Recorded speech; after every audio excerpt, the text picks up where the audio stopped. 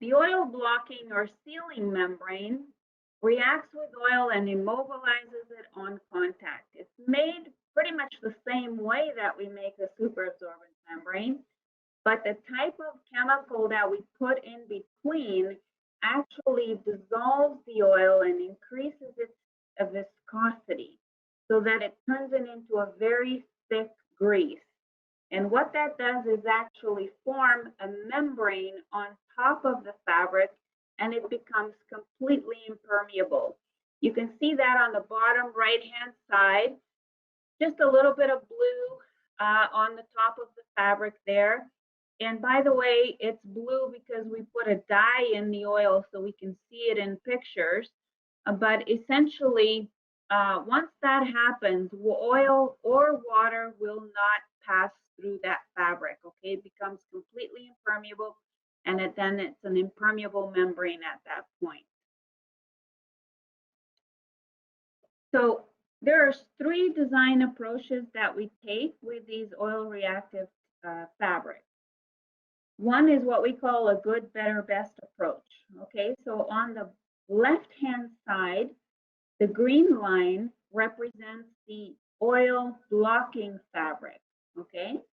And we install it here vertically, and I'll go over exactly, where we do those and how it works, okay?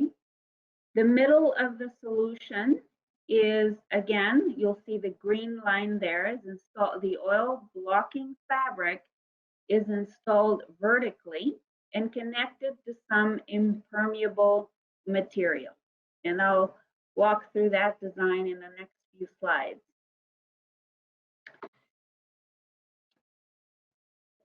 So the oil blocking or oil blocker is the Dike system that I showed you in the previous slide. So essentially, this is installed by many of our customers around the perimeter of their substation.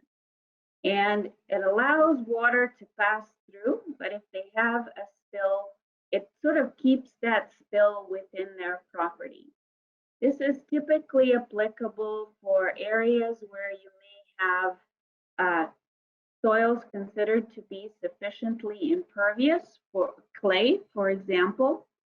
If a substation is all clay and the customer has multiple oil-filled equipment, and their main concern is really that if any of that equipment were to spill, that it just doesn't leave their property, period.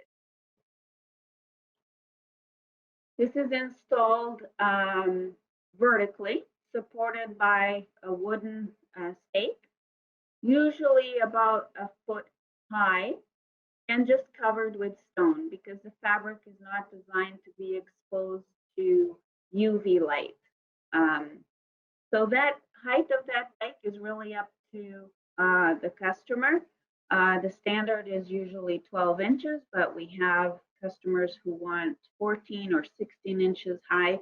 And so because the rolls are 100 feet long and 15 feet wide, the length of our perimeter or our mat will be 100 feet, and then we can cut the height or the width to either 12 inches, 14, or 16 inches, and then they can deploy it in the field very quickly. So simple to install. Any contractor can do this. Usually, roll it out just like, as I say, like a roll of carpet, and then they dig a 4-inch trench and pull the fabric up into the trench, and away they go.